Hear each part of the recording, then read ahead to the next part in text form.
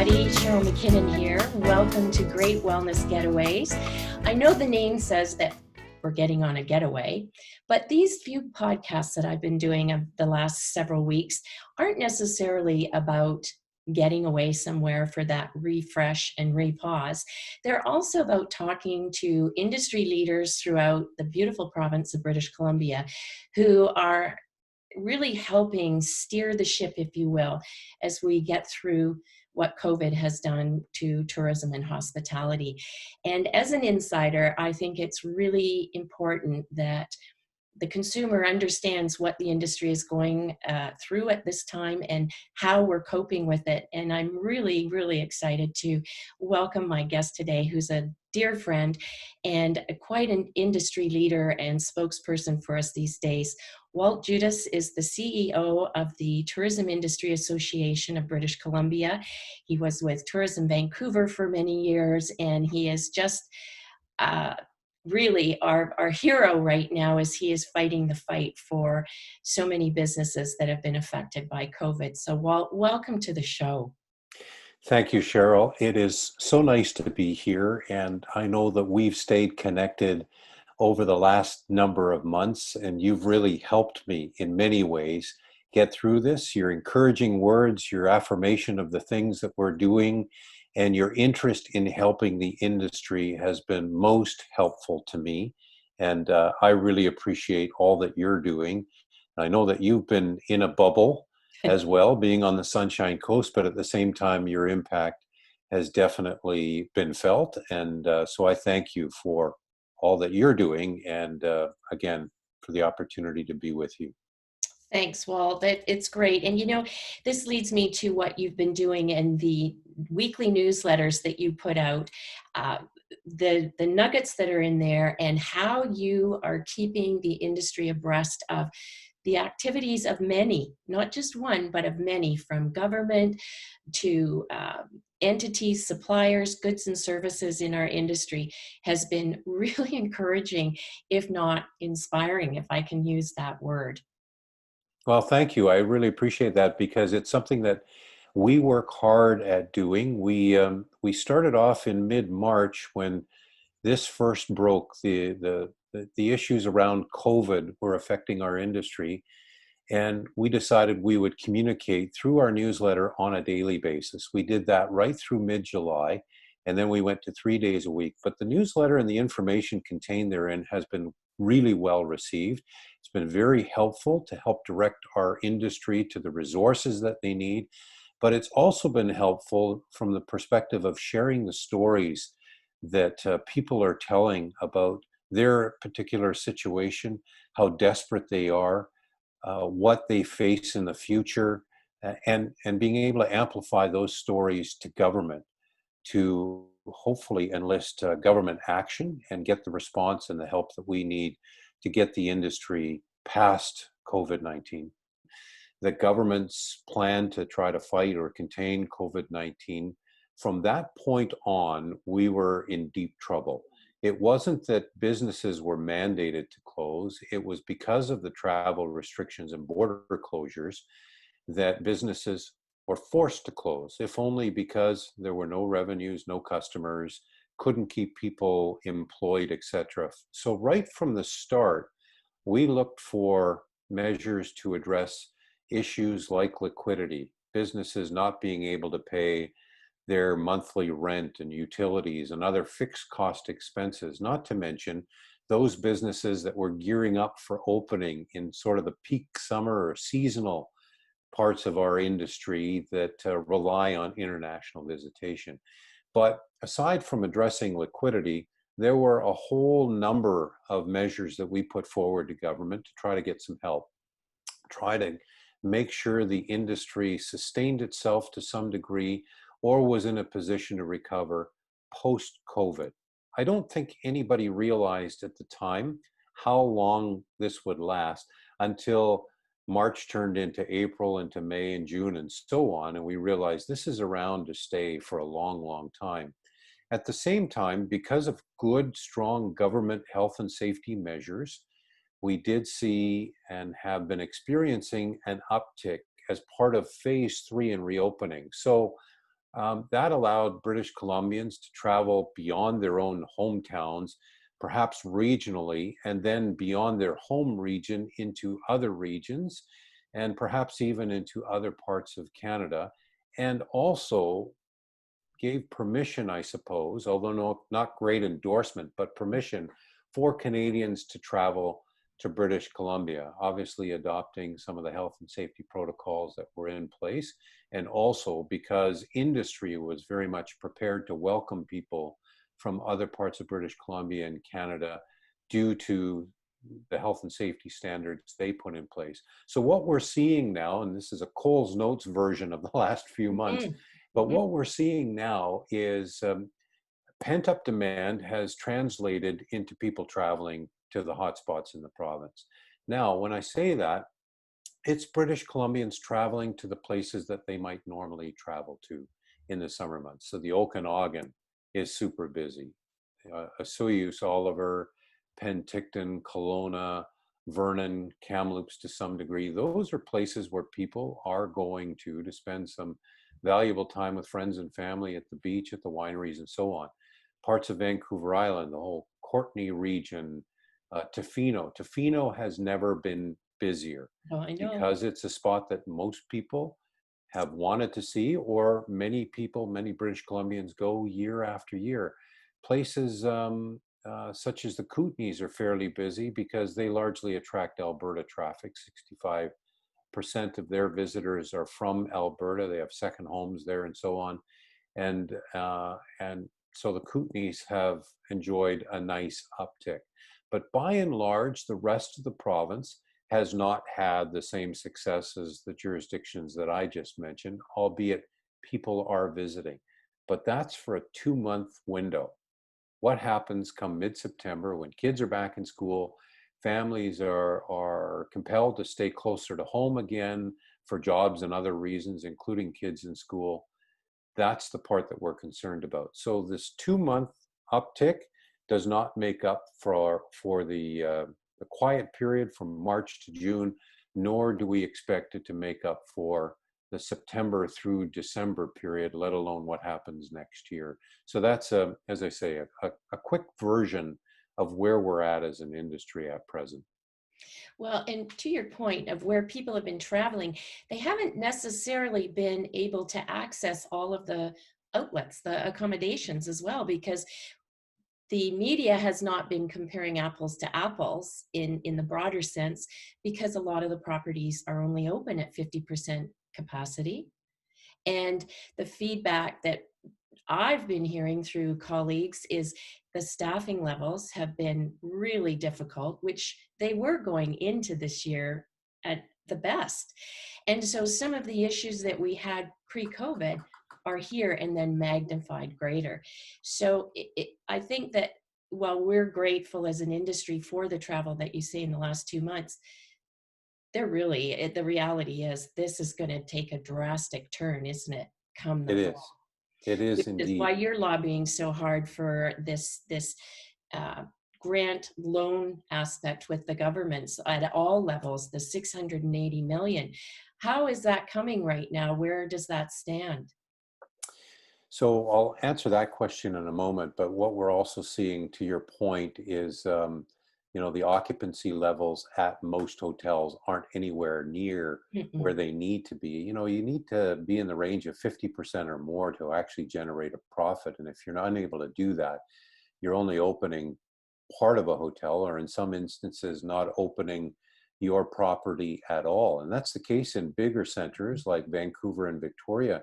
I heard a story recently from a hotelier that was staying in downtown Vancouver at the Hotel Vancouver, in fact, where there were a total of 9 rooms booked on that night. And that was just a week and a half ago. So that's the plight of a lot of bigger properties, and will continue to be the case in the fall, where I've seen the projections from the hotel community that dip to as low as 20 some odd percent provincially.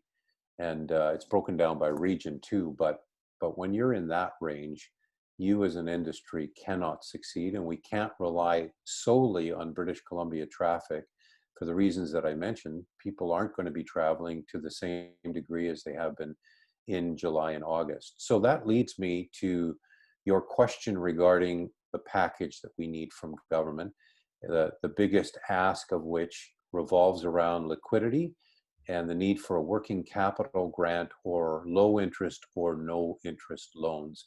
We need a sector to rebound. And to that end, we need the supply. And a lot of that supply may not be around unless we see some specific government help. The programs that have been implemented to date, I can say have been helpful, whether it's at the provincial level or federal level. But not everybody qualifies. Not everybody wants to take on additional debt with perhaps higher interest rates than normal. There is some risk, to be certain, that banks are suggesting the tourism and hospitality industry represents. And so they're a little less keen to provide us with the loans or the monies that we need to sustain ourselves. But those fixed cost expenses continue. And the money that a lot of the seasonal operators were hoping to make between, say, May and September or October, they've not been able to generate the requisite income that they need to sustain themselves until the industry rebounds again at some point, and hopefully that'll begin to happen in 2021.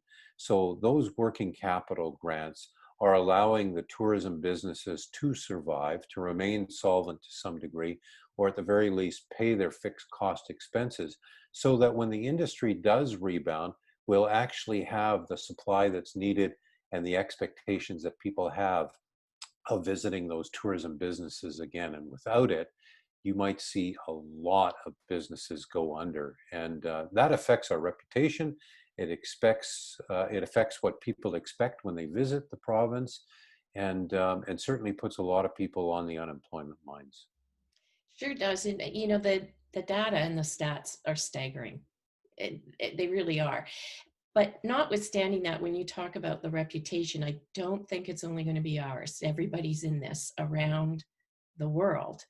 I think that we've been so blessed here in British Columbia, and we were just embarking on a stellar year, weren't we? About to break all records with 2020. Who knew in March, when we last saw one another at the tourism industry conference, a week later, our world came to a crashing close. Basically, that was it. Mm-hmm. So it's been an interesting time, and I do salute you and your colleagues for the work that you're doing, lobbying governments for us under these difficult times. It's really tough, isn't it? And then hearing all the stories that you're faced with, I'm sure, when we spoke a few weeks ago, your inbox continues to be filled with stories from our friends and colleagues in the industry who are terrified, really, of what lies ahead. They are indeed. Terrified is a very good word. I've seen stories from entrepreneurs who have built big companies, relatively speaking. I mean, most tourism businesses, as you know, are SMEs.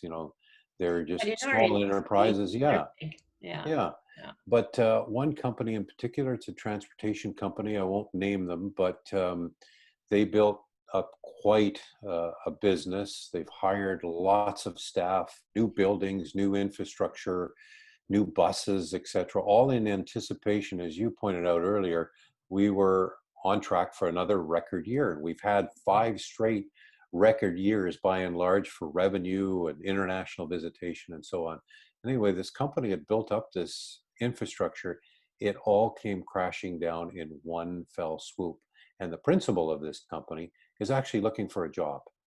He has nowhere to turn but to his colleagues to see what he can offer, if anything, to put food on the table for his family. And boy, when you hear stories like that of people that were contributing so much to not only our industry but provincially by employing people and building a business and contributing to the tax base and so on, that's all been cut off at the knees. And what happens to all of those employees for the long term? Will business ever bounce back? Does this individual have to sell a large part of his business, and who's going to buy? Buy it. Maybe for pennies on the dollar. Those are the heartbreak stories that I'm hearing about constantly. And every day, as you mentioned, my inbox is filled, or I receive phone calls from people to say, what is happening? I'm so desperate. I don't know where to turn to. Can you help me? And as far as our request to government, to answer your earlier question, it's in play. It's being considered along with so many other submissions by Mhm. every industry, I'm sure, that's put their foot forward and said, we need some help. The submissions are being vetted through Treasury Board. Government is likely to make some decisions by the middle of September and beyond, and you'll start to see the rollout. Could even be sooner than that, but I know there's a lot of pressure on government to help multiple sectors, and it's likely to be an all of business approach and not specifically one sector. Mm. So our job is to continue to work with government and try to convince the decision makers that help is needed for the tourism industry, if only because we didn't shut it down, we didn't close borders, and therefore we didn't foist those impacts on our businesses in comparison to some of the other sectors. And listen, we applaud government for what they did. We know they had to do or had to act and put in those measures that protected us. We support that all. But by the same token, we need the help to recover because no industry's been hit harder than tourism. Well, and you're quite right. And you know, the positive takeaways, though, having been in the industry myself, hospitality for many years, I know most folks think that I've been in the media side, but I actually cut my teeth in the hotel business and opening Whistler as a year-round destination back in the olden days, as my children say. Do you remember saying that to your parents? And my kids are now saying it. What was it like in those days, Mom? It was absolutely bloody marvelous, if you want to know the truth. And wouldn't it be great to see those days come back? Some of the people I've been speaking to through our interviews, Walt, are sharing that, you know, perhaps the silver lining in some respects, notwithstanding the devastation and loss, take that out of the equation. But the industry at all levels has had to step back and pause and reevaluate where owners are after the money and the bottom line, and the actual grace of hospitality has gone missing. And I personally believe that across all levels, you know, from the best of the best, the five-star luxury, down to that great little roadside hotel that you might stay in with your family and the dog because you're going across the country to see what Canada's all about on the family road trip. Hmm. So stepping back and pausing and upgrading and up leveling our quality of cleanliness and health and safety for employees. Never mind the programs at the front door for the guests that are on their wellness getaway. Now we're taking care of our people once again. And I think that's going to come out the other side. I really do. I think we're going to see a turnaround in industry as we get over this hiccup, which leads me to my question for you. How have you been staying well, you and your family, through all of this? Because you really have been bearing the weight of what's been going on in our industry. You're the advocacy lead entity for tourism in British Columbia, and that's a huge responsibility, my friend. And you're Thank you. laughing. I know you've got the scotch, the IV going, right? Yeah. Wine Well, sales in our province have been astronomical. indeed. Yeah. It's a very good question. I've been very thankful and I feel blessed that I've been able to remain healthy through all of this. Following the protocols that government directed us all to do by staying within our social bubble and social distancing. And I'm very careful when I'm in public, even in a grocery store. I typically wear a mask, and I was always pretty anal though about cleanliness. And I'm a self-admitted germaphobe, and half my family would laugh at that, and the other half was with me. And now they're all germaphobes, of course, and we do our level best to, as I say, follow the health and safety protocols. Plus, my oldest son is immune compromised, and so he had moved home after being away for 6 years and now has gone again. But during the period he moved home, he was very diligent about enforcing some of those health measures that on us and foisting them on us so that we could protect him. And so we rightfully followed along and were ultra cautious. At the same time, though, you still have to live life and you still have to get out and do some of the things that you enjoy. And that's what I try to do as well. I'm a runner, so I try to run 3 times a week at least, or find some form of recreation that allows me to clear my head and to remain healthy, and just focus on other things aside from work, which has been a 24/7 exercise really since March. But more recently, tried to also get away, physically remove myself from my home office and visit other parts of the province. I have grandkids in Saskatchewan and managed a trip there. I worked the whole time, but at the very least spent evenings and parts of weekends to be able to visit with my grandchildren. And then we were in Penticton a couple of weekends ago. I took a vacation day, which is helpful too, but Yes. spent the weekend going to wineries and having some great dinners and just hanging out within my social bubble, which includes my immediate family and my cousins, a couple of cousins and close friends. And so that's all helped as a part of the process. But probably the thing that I try to adhere to the most is a routine, getting up at the same time every day, Mhm. going to bed at the same time, although I'm not a great sleeper to be sure. But one of the sinful indulgences, if you will, is comfort food. I've tried to resist that as much as possible, but frankly, I have gained weight because I've enjoyed ice cream and things of that nature that have made me feel good for the moment anyway, and hopefully get back into a better routine in the fall that allows me to manage my food intake and eat better and all of those types of things. So it's a combination of things, but I've been fortunate. That is so refreshing to hear, though, because I think part of this as well is people are actually, we are admitting that we are human and we are indulging ice Mhm. cream, quarts of it going through our place.